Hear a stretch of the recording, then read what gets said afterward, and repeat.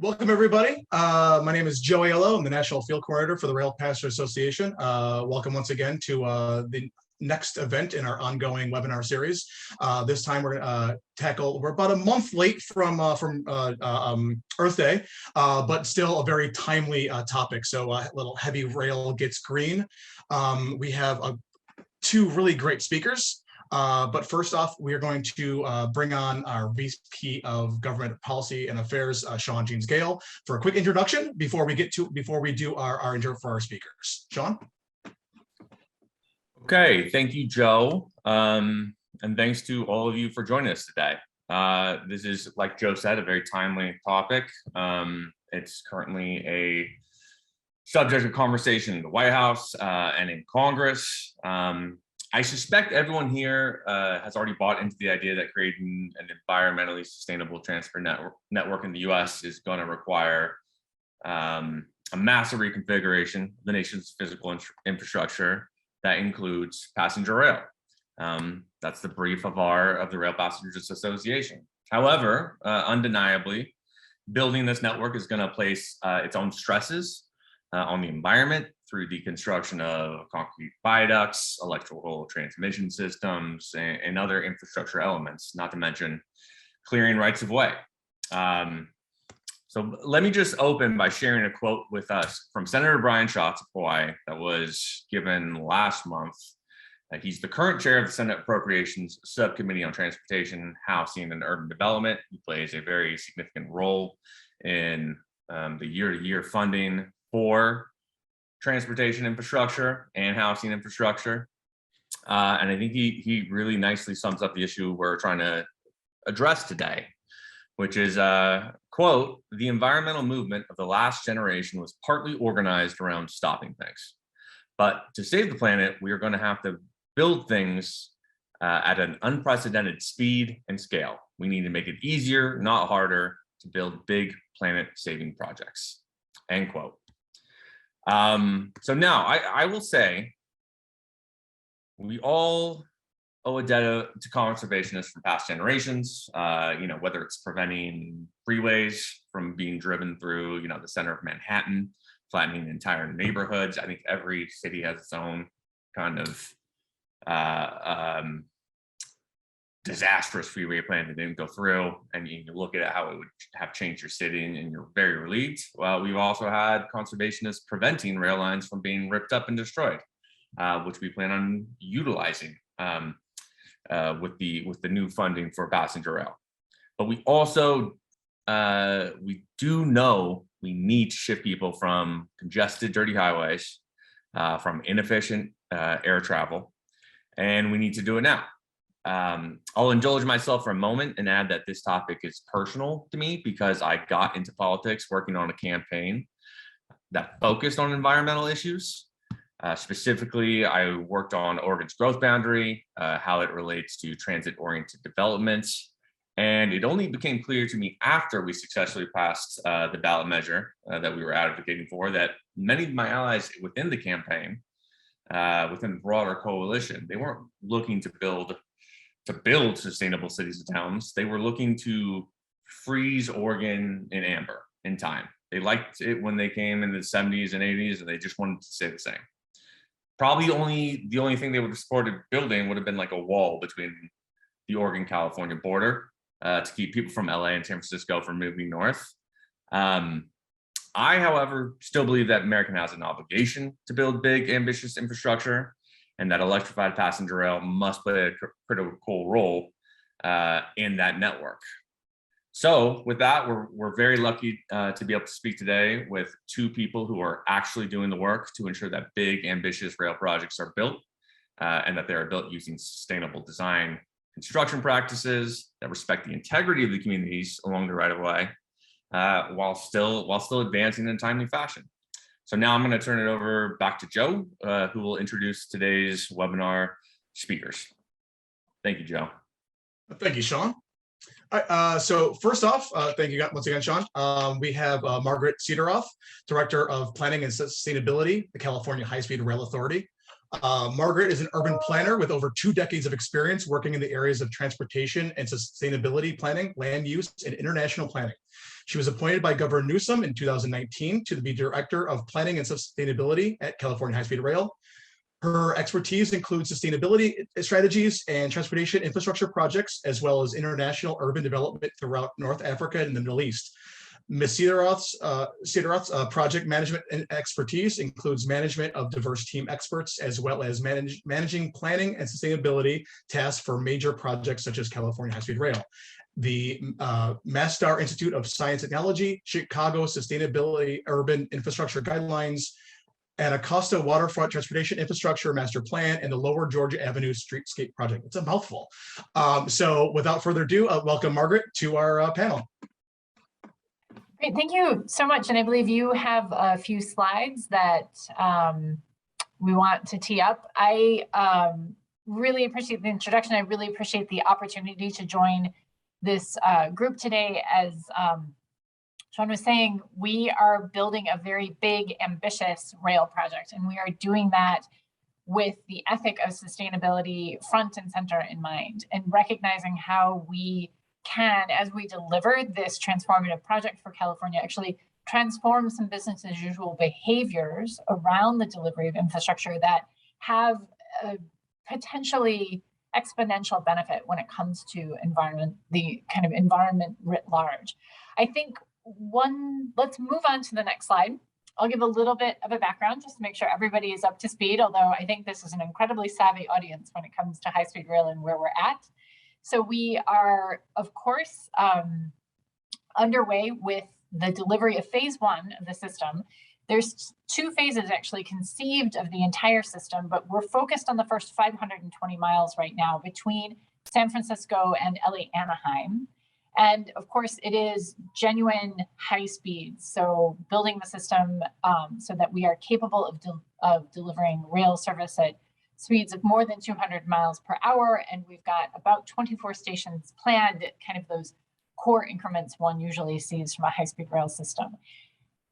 This was considered by the voters of California as a core piece of delivering California's sustainable future, right? How do we enable economic development and a mobility option that does not sacrifice our environment? And very much in the forefront of our minds, our electric high-speed rail helps with mode shift and vehicle miles traveled reduction, so that you're actually seeing a reduction of both greenhouse gas emissions and air quality pollutants at the tens of thousands, if not millions scale. So we estimate the system itself helps avoid about 2 million metric tons of carbon when it's in operation, which means it's a key part of delivering California's net zero future. Let's go to the next slide. We are in construction. The project is underway. We are all laser focused on getting an initial operating segment built. We just submitted our business plan to the legislature earlier this month and are very focused on doing the work to get an operable segment built between two key population destinations in the Central Valley, Merced and Bakersfield. Right now, we have 100 miles underway. We have environmentally cleared over 300 miles of the system, which is pretty significant. That's a large undertaking. This is a not uncomplex project. And so the work that's been underway to date on environmental clearance and early design is actually pretty significant. The progress is quite dramatic. But then we are also moving to station design delivery this year, and we still have in place an MOU with Brightline. And I'd say one thing I just want to emphasize on this project, I know people tend to focus on, oh, it's just a Central Valley project, but it isn't. We're making concurrent investments throughout other parts of the system. There's 51 miles of electrification underway in the Caltrain corridor. We've already put forward funding to do a major grade separation, probably the most significant grade, the heaviest, one of the most significant grade separations in Southern California. And then just last month, our board approved a $400 million funding agreement with LA Union Station in order to do those projects that allow for run-through tracks and ease some of the traffic at LA Union Station to make it ready for high-speed rail service. Let's go to the next slide. I think one of the things we wanted to focus on today was just highlighting and underlining the benefits of the project in its delivery writ large, and that building high-speed rail projects can and is a little bit different than, or rail projects writ large can be a little bit different than sort of your classic sort of roadway expansion projects that everyone sort of looks at as maybe a model for infrastructure. And you know, some of the things are fairly standard to the delivery of an infrastructure project. This is a very jobs focused project. We focus very highly on targeted workers and hiring in disadvantaged communities, and also job training activities so that people see themselves with a new career path.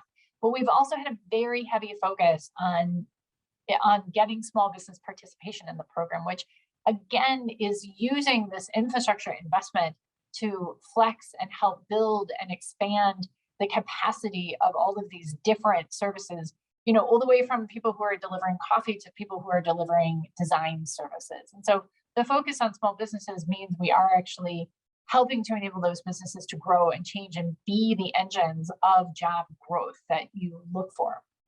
And then one signature commitment is running the system on 100% renewable energy. That is really kind of taking the already tremendous payoff that's going to happen from electrified high-speed rail and just amplifying that benefit still further, because we'll be drawing on clean sources of energy. So across the supply chain of our energy delivery will be 100% clean. But that's in the future. We've focused already in construction, and the next slide does this in detail, actually. If we'll go to the next slide. We've had strong board and executive leadership. It's really, in some ways, a reflection of the foundation of the ethic of sustainability in California that have focused us on these signature commitments that mean we aren't waiting for the system in operation to deliver value, but are focusing on how we can deliver that value and deliver meaningful changes to business as usual behavior now in construction. So the board, again, committed us to running 100% on renewable energy, which takes a lot of focus on how those ideas get stood up.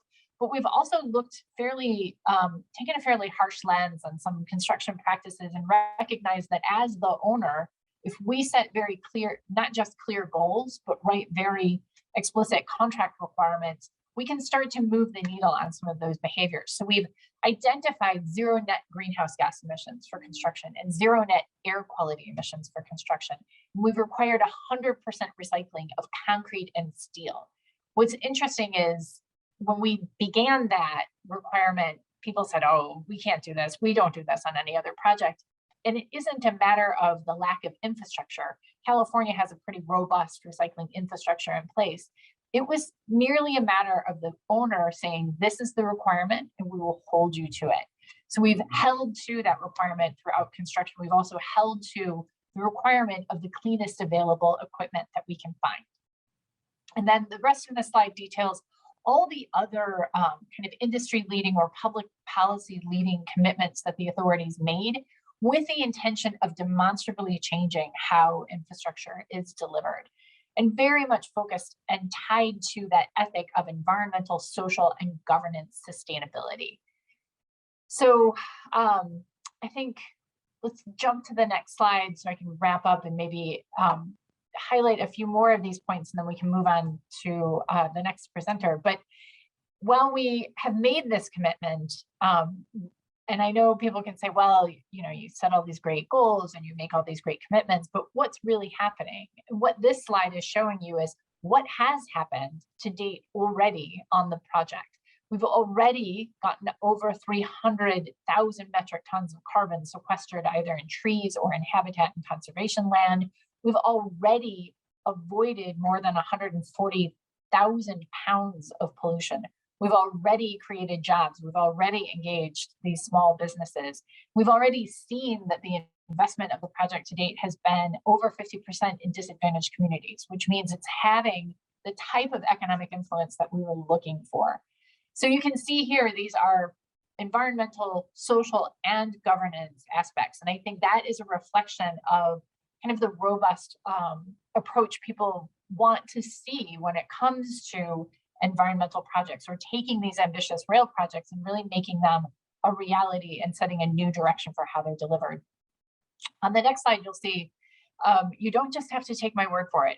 We took all of our evidence of all of our practices across a wide array, more than 64 different topic areas relative to sustainability. And we provided it to the Institute for Sustainable Infrastructure, who runs the Envision program. Envision's a fantastic tool actually for providing a common vocabulary across the engineering practice relative to sustainability practices. And it was incredibly valuable, an incredibly valuable exercise, because it taught us the rigor of how,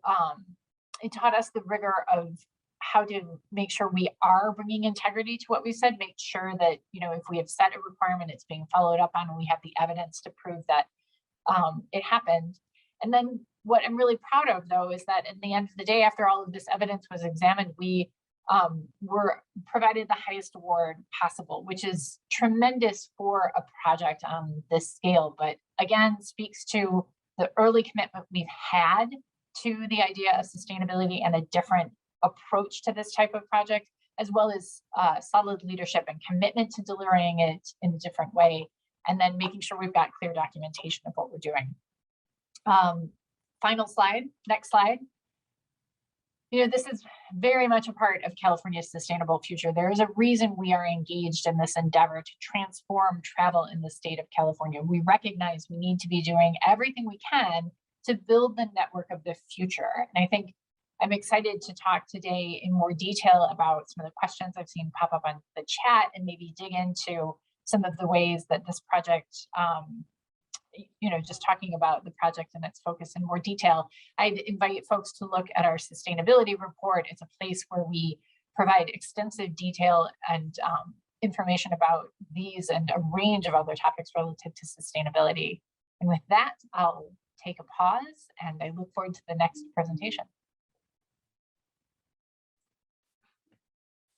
Thank you, Margaret. And I'll be sure when we post the video and presentation of this webinar at railpassers.org/webinars, I'll make sure to link the report that's on the slides. I know the website's hard for people to get to, but I'll make sure that it's on there. So, all right. So thank you very much. Our next speaker, for transparency's sake, I know the speaker quite well. A number of members throughout our promotion for this event have asked if I was any relation to Dr. Aiello, and I in fact am. This is my younger sister. She is a wildlife ecologist and postdoctoral fellow at Oregon State University. Her research examines how human development can impact the health and function of wildlife and their habitat, but perhaps more importantly, she looks at what behaviors in either human or wildlife can be leveraged to reduce these impacts. She's currently working to promote these research-based solutions for high-speed rail and wildlife to coincide in the desert Southwest. She is an absolute leader in her field, but I'm mom's favorite. So without further ado, Dr. Aiello, thank you for joining us. Thank you very much, and good afternoon, everyone. Thank you for tuning in and letting me be a part of this discussion. I'm going to offer quite a different perspective and story here. I'm going to speak on behalf of all the other species that need to get around in our world. So I'll talk a bit about why movement is so important to conserving our country's biodiversity, and then discuss the opportunities that are presented by updating our infrastructure to improve movement for both people and wildlife. Next slide, please. But before I do, one more slide. I wanted to give you a little perspective about who I am and where I'm coming from on this topic. So I'm first and foremost a scientist. The work I do to help conservation is mainly to conduct research that informs state and federal strategies to manage for healthy and sustainable wildlife populations. And I've been doing this type of work now for about 12 years.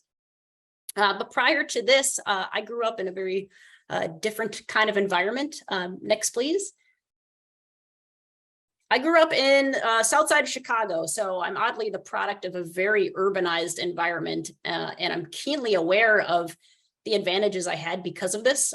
Honestly, I don't think I would be a biologist today were it not for my ability to hop on the L to the museum campus and visit the Shedd Aquarium or Field Museum on a regular basis. So I think this upbringing, combined with my adult experiences, though, also gives me a unique perspective on what's missing in these urban environments.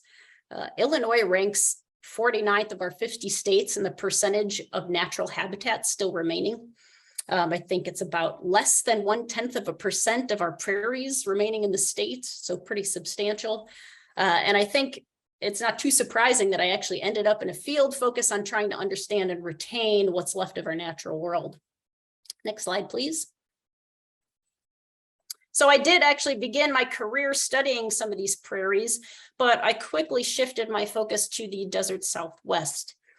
So this is an area where we're currently experiencing urban expansion and continued growth of our developed areas. So that gives me the opportunity to study these processes as they're happening, but also to really try and find some ways that we can develop in a way that's more mindful of the ecological consequences of our actions. So I'm going to speak more about the work that I'm currently doing on bighorn sheep and how that directly relates to high-speed rail in a little bit.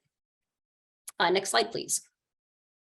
I wanted to point out, though, that even though our human footprint in the West is much smaller compared to the Eastern US, it is by no means trivial. Can you click next, please? So if we zoom in on the Southwest, the roads, cities, rails, canals already built on the landscape, cut up habitat into increasingly smaller units. And in addition to these physical changes on the landscape, next slide, please. We've also initiated a number of biological and climatic changes to these landscapes. So for a conservation biologist, what this means is that more species are being threatened on multiple fronts. Next, please. So we find ourselves in a situation where the number of threats affecting species are increasing. So a study that compared this found that species listed in the Endangered Species Act in 2017 on average had 2.5 times more threats affecting populations than was once happening in 1975. So what this does is makes recovering species and delisting them more challenging than ever. So we're now in a situation where a majority of our listed species are termed conservation reliant. And that means that species need continuing management actions and interventions in order to persist. This is not at all the situation we want. Next slide, please.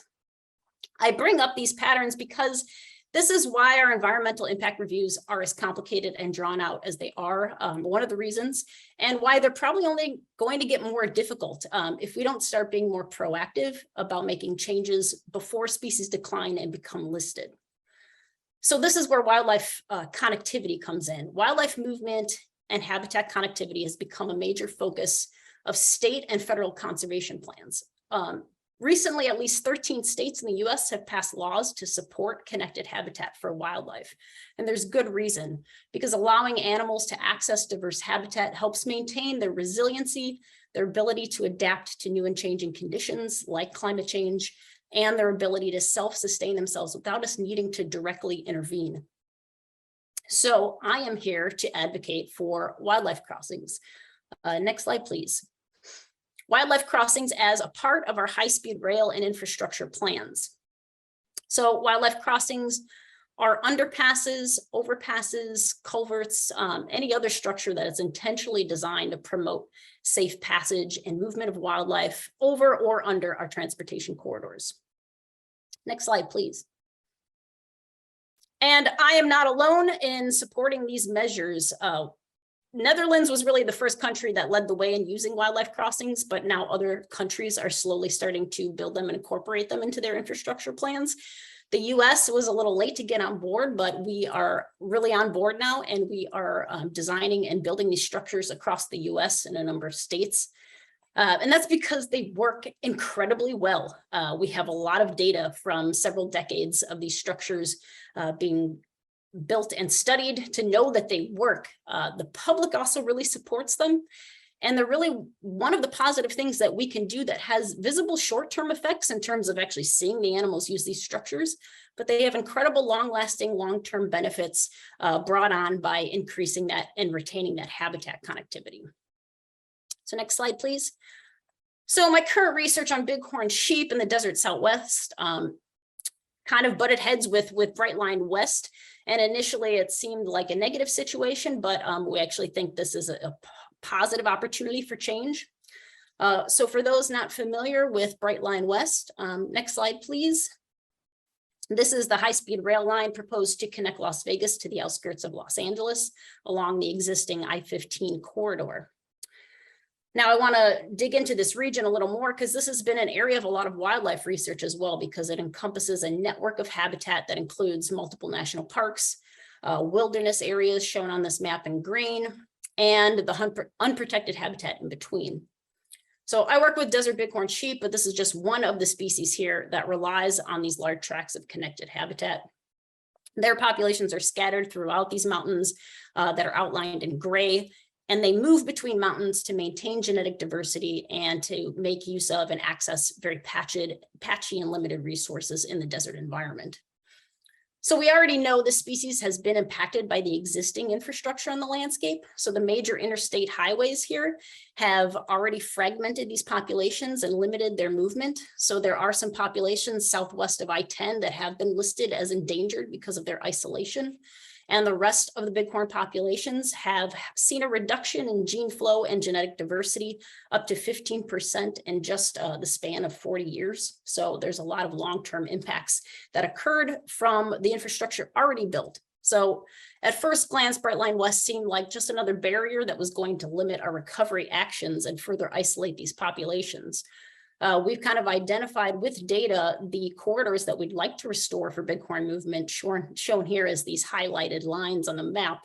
And you can see many of those cross that bright line path. So my research group, along with the National Park Service, California Department of Fish and Wildlife, started viewing this as an opportunity to incorporate the needed wildlife crossings that could benefit bighorn and other species in the region. Luckily, we already had the data and tools to suggest the most effective locations and design. Next slide, please. So we've put together all this information and packaged it up, communicated with the FRA, and did our best to try and make this part of the conversation. But we do expect this to be a long uphill process because this unfortunately kind of came late in the conversation with this high-speed rail, because this project especially has kind of been a long time coming, and the initial NEPA was conducted in 2011. And it was actually at that time, a lot of this research was underway or had yet to even come out. So we didn't really understand the importance of these corridors until after the NEPA process.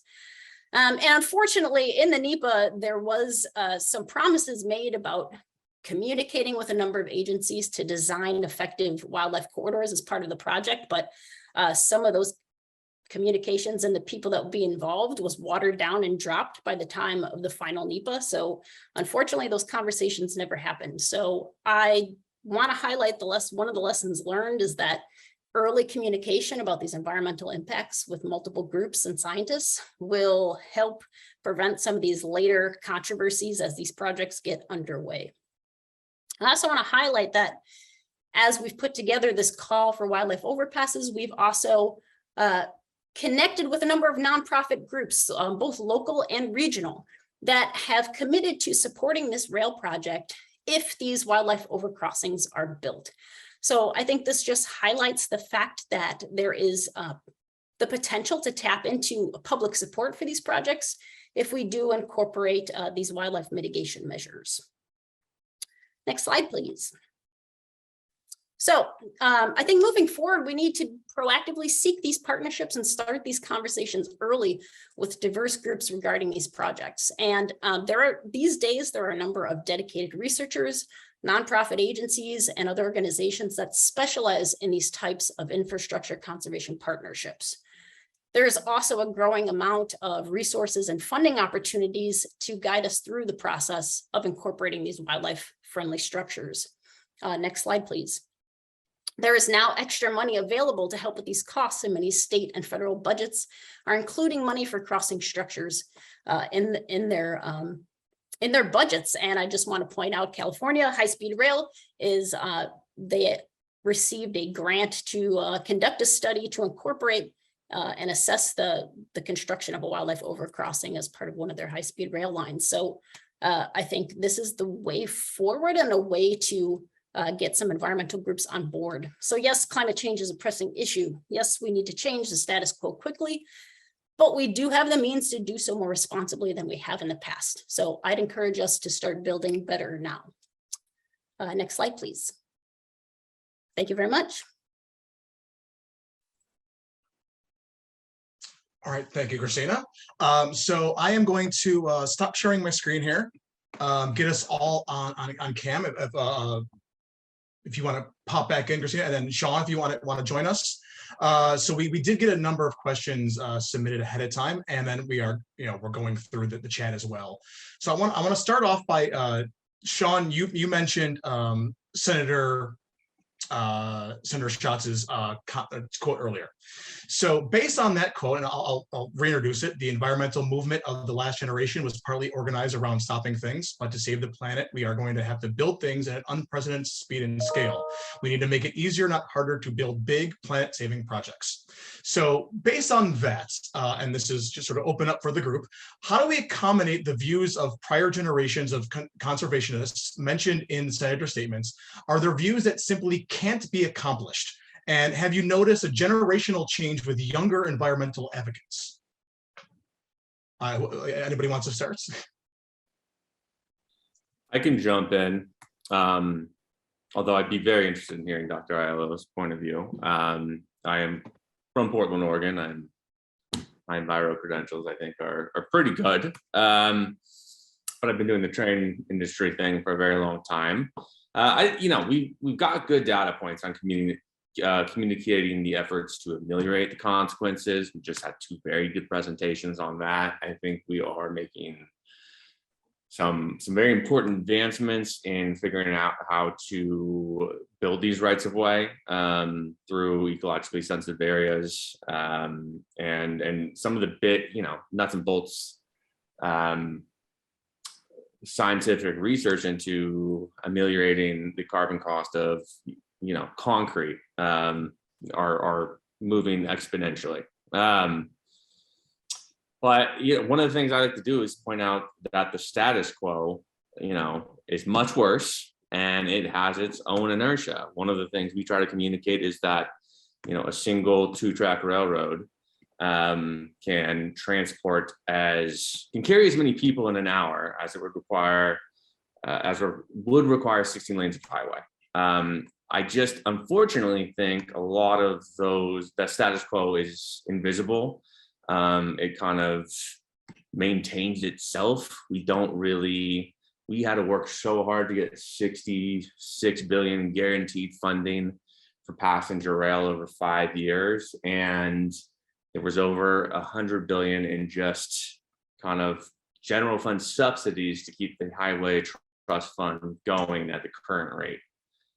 Which no one really thinks is a good idea anymore, but again, it's status quo. So I think it's really important to point that out to people. As far as generational change, I'll defer to others. I think generally speaking, we're doing better, but it's all very personal. And if a project, I've seen plenty of people younger than me, where if the project affects their neighborhood, either from the perspective of building a new right of way in an urban area, or if it affects a piece of wilderness that they love, they will very quickly opt into build nothing anywhere. And so that's a challenge that I think we have to face head on. And I'll stop talking there and turn it over to some of the other panelists for their reactions to that question. Yeah, I'd be happy to offer my perspective. So I think, yes, we're going to need to build and fairly quickly, but I do also think that building rationally and focusing only on expense minimization is kind of what got us into the problem in the first place. So I think that building is not the only way out of this problem.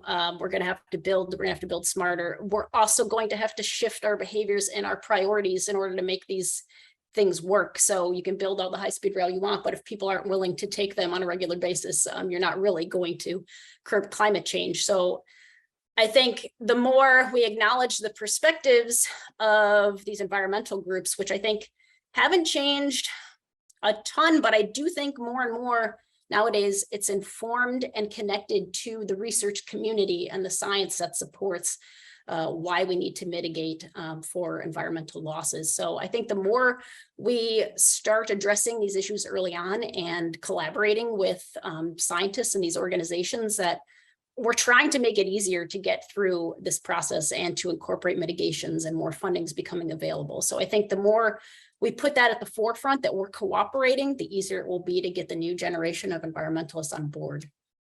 Yeah, I would just amplify that. I think all of us have spoken to the fact that, you know, writ large, you know, I can talk to a 15-year-old today, and they are conversant on climate change, the risks it poses, the real radical shift that's necessary in order to address it. And I'd say when I was a 15-year-old, we won't say when, but it was a while ago, that wasn't the same. I was very concerned with cleaning the river. I was very concerned with picking up trash. I was very concerned with, you know, as Christina eloquently said, very much the piece of the environment that I related to personally.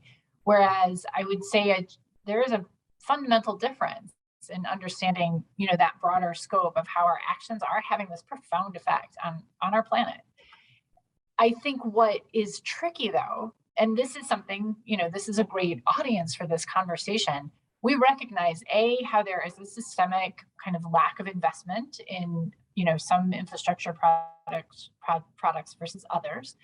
And understanding that it will take actually a consistent and very focused attention on the type of transformation we need in order to get to a carbon neutral future and to start ameliorating and restoring some of the harm that we've done to date. And so that's where I love Christina's point that the earlier the engagement happens and the more scientifically informed that engagement is, the better you can incorporate it into a project's delivery. It isn't something you add on at the end of a design process. It's something that's inherent to what gets delivered. And I think in the end, if you get everyone understanding that like that's the project you're working toward and collaborating on, I think the support follows.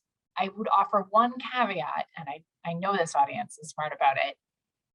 Infrastructure takes a long time to get done.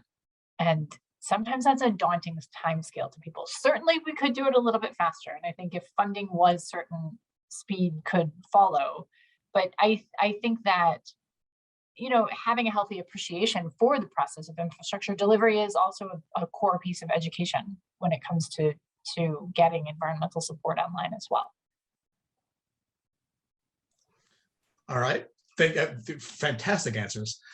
So I'm going to, based on that, I'm going to get a little bit of a controversial question. Because I know there's a lot of acronyms being thrown out in the world, the YIMBYs, the NIMBYs. I actually, my previous life before I took this job, I worked on neighborhood development and density on the East Coast. And so it's not hard to find instances of groups and organizations, whether it be not my backyard NIMBYs or the bananas, the build absolutely nothing anywhere, nowhere, near anything, misusing environmental review process to kill infrastructure projects.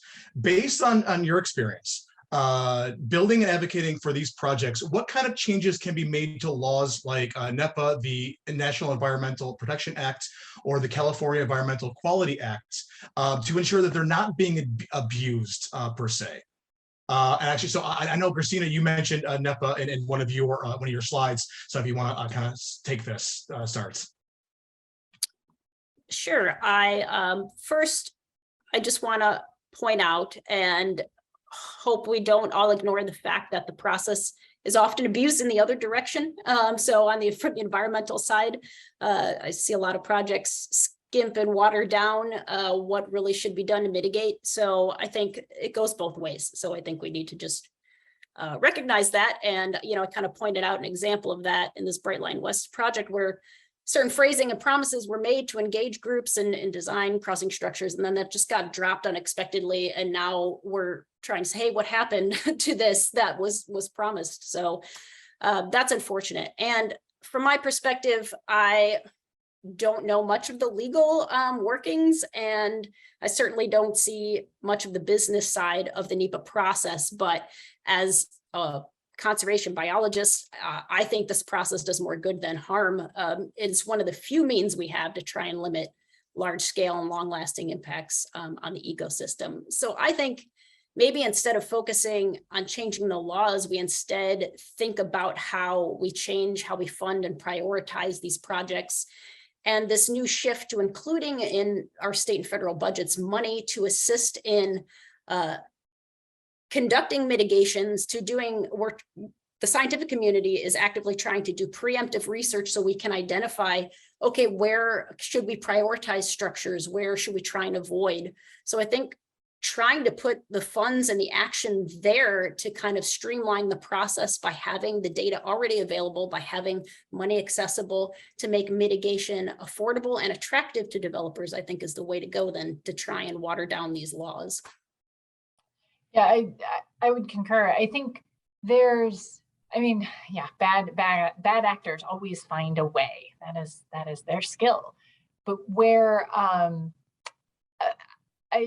I think what is so powerful about CEQA and NEPA as major laws that we follow is that they do emphasize a collaborative process.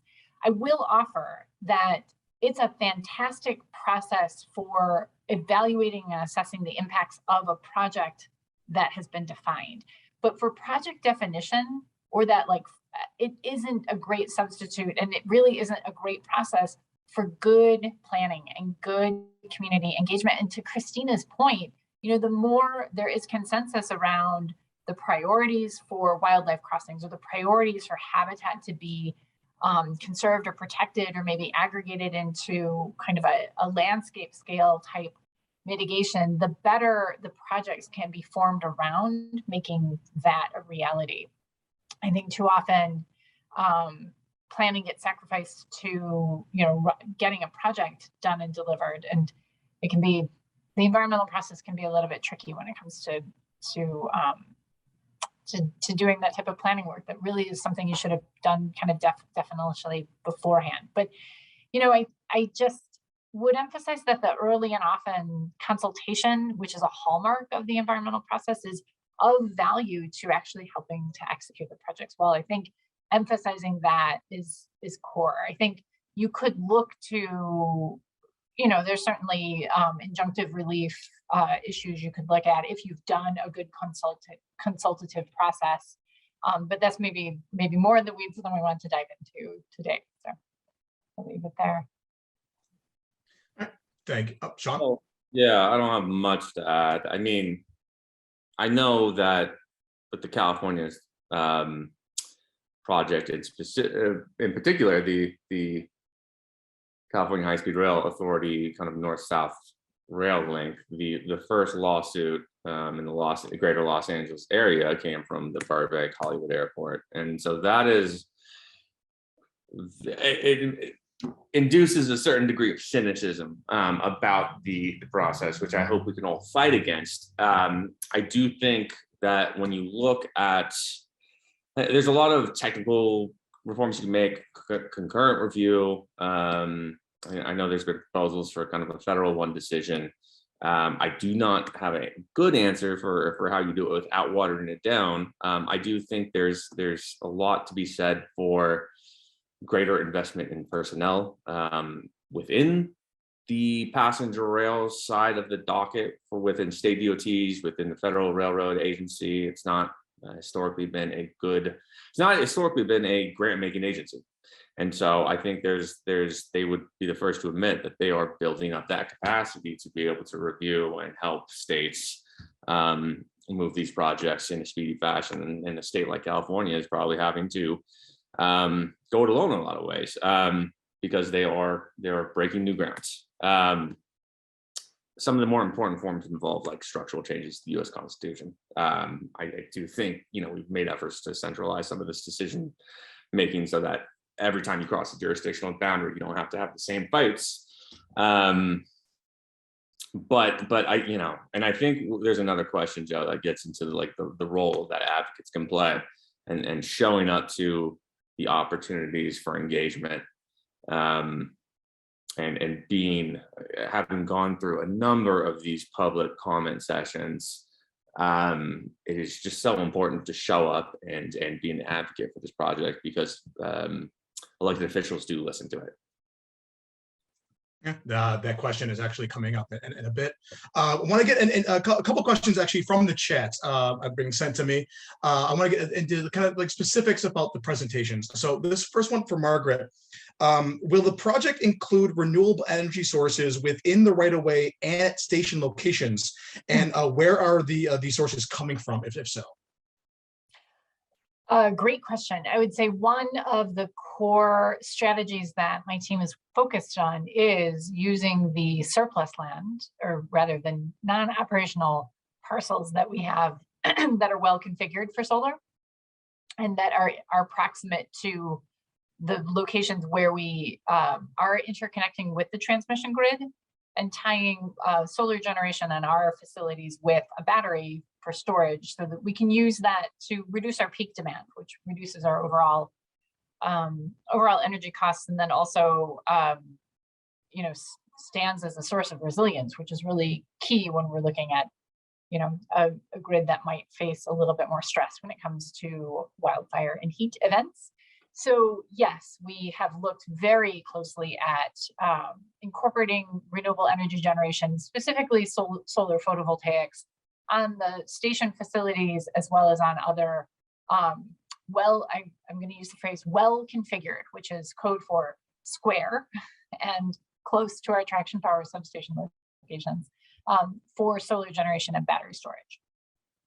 So hopefully that gets at the heart of what the question was looking for. Yeah, great.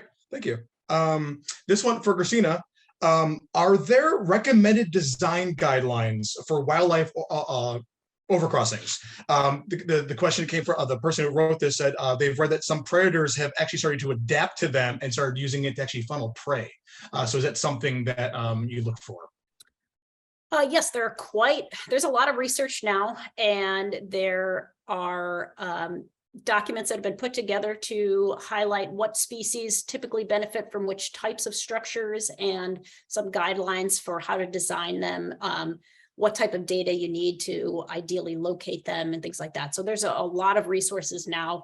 And as I mentioned in my presentation, a lot of organizations that are really focused on packaging up this information, getting it out, getting it accessible to help guide people in designing these structures. I've heard that kind of idea floating around that predators will hone in on these structures and attack. There's no evidence, there's no data to actually support that. That is not a thing. Somebody's actually looked into that. And the quickness with which wildlife use those structures, it's at no greater risk than moving across any of their other habitats. So I don't think that's a concern. And yeah, we've got lots of data to show that these structures really work. And there are existing, I noticed a comment about existing structures, cattle crossings. So some of the existing structures already out there in the landscape, underpasses, culverts, wildlife do use them, but it kind of depends on the design and the location. Not all animals might be able to access them, or they may not be suitable for particular species. So that's why intentional design and intentional sited structures might be more beneficial in particular areas. Yeah, actually, I think there was a similar question. Would tunneling best serve prairies, especially those that may host vast current or reestablished migrations? Oh yeah, I mean, if the more you could limit the at-grade structures, if you're going underground, I'd imagine that'd be great, because most grassland species, they prefer open, unobstructed views. A lot of them tend to be wary of approaching fast-moving structures. So if it was underground, that would be ideal. Or elevation. So really large elevated bridges, passageways, things like that. Those are also great. All right. Thank you. So this one's for Sean, specifically, I guess, for our association. Is the RPA seeking to partner with environmental group heavy hitters such as Albanon, Nature Conservancy, Wilderness Society, etc., for something like not just based on what we're talking about today, just in projects across the country? I guess from a policy focus. Yeah, I mean, we'll partner with anyone, and on the California High-Speed Rail project specifically, we're part of the high-speed rail campaign that right now is supporting the new 2020 business plan the authority put out and approved, as well as a bill in the legislature that would seek to unlock voter approved funds. And so we, I think it's a little harder to work with the national organizations who have their own brief, of course. I do find that the important thing is taking their priorities seriously. We work with cycling organizations because I think there's a natural fit there in terms of non-car based mobility, but it just means that whenever we talk about equipment, we got to think hard about where do you put the bikes on the trains. And so that's part of this, I think stakeholder management coalition building and I'm actually very happy to have gotten the information I did today, because I think that's going to help me have those conversations in a more educated fashion and do a better job at kind of stitching some of those coalitions together. Excellent. So I'm going to get one more question sort of for the group before we wrap up and sort of give a quick preview of what's to come next month for us. So given the audience, given our association, our members, our supporters, what can those on the passenger rail and public transportation side of advocacy do to better help those in the environmental field? Outside of, reminding our elected officials that trains are better than cars, electric buses, things like that, how can we help you all in these fields really kind of, whether it be the various laws, the various national groups, how can we on this side help you guys? And whoever wants to start.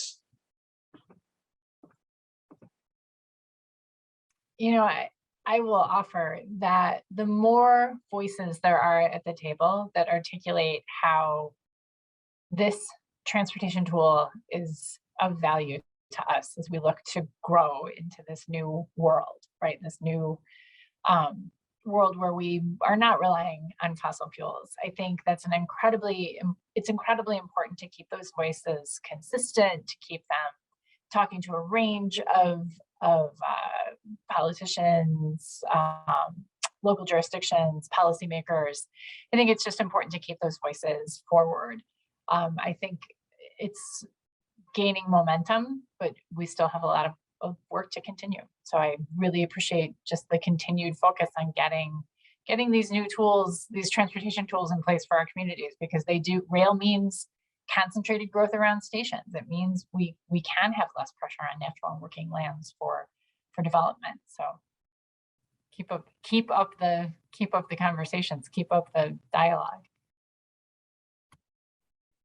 Yeah, I would say that communication is really kind of a key thing, and trying to increase the scale and the collaborations in which we engage in. So reaching out and making partnerships with some wildlife focused groups, because we are kind of on the same side of this of trying to mitigate climate change, but also maybe use this as a tool to promote some of these wildlife friendly designs that are successful, share those success stories, highlight them, make sure people know that that's an option when they go to design these train projects, that one of the things they can do is to incorporate wildlife movement as well as transportation, and really get your broader audience to support those projects.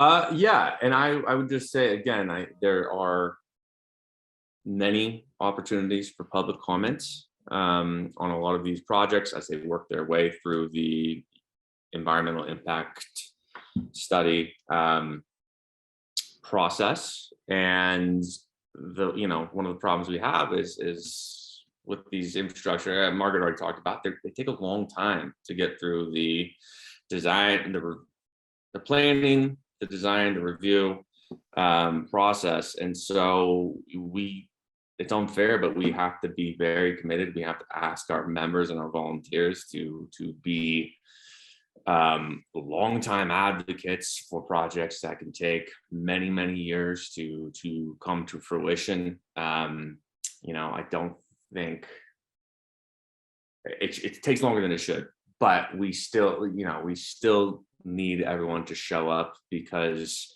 the dislocation and the impacts are very concentrated, but the benefits are spread very broadly. And so I think the no's are always going to be the loudest voice in the room by nature of the incentive structure. And so for people who want modern frequent passenger service, they just need to show up to opportunities that we send out to you via email, via social media, and stand up and say, I will ride these trains. Excellent. So I'm going to do a quick screen share, let you guys know what's happening next month. But I want to thank Sean, Margaret, Christina for joining us, and thank everybody in attendance for tuning in.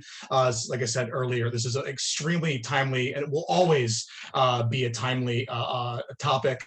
One that no matter what it is, whether it's transportation, housing, it's all environmental issues where we all, whether it be the wildlife or us, as the humans, we all have to share the same planet. So we need to, cohabitate and make sure that we're all living to our best. But that said, next month, we're going to kind of, go right back to sort of Amtrak issues, passenger rail. We are going to be covering the brand new customer on-time performance with the FRA metrics and standards. Still date TBD once we figure out vacations and summer plans for our staff. But please stay tuned to your email and our railpassengers.org/events or /webinars for more information. So once again, I want to thank everybody for attending, and please have a wonderful, safe holiday this weekend, and we'll talk to you soon. Thank you, Joe. Thank you. Thank you, everyone.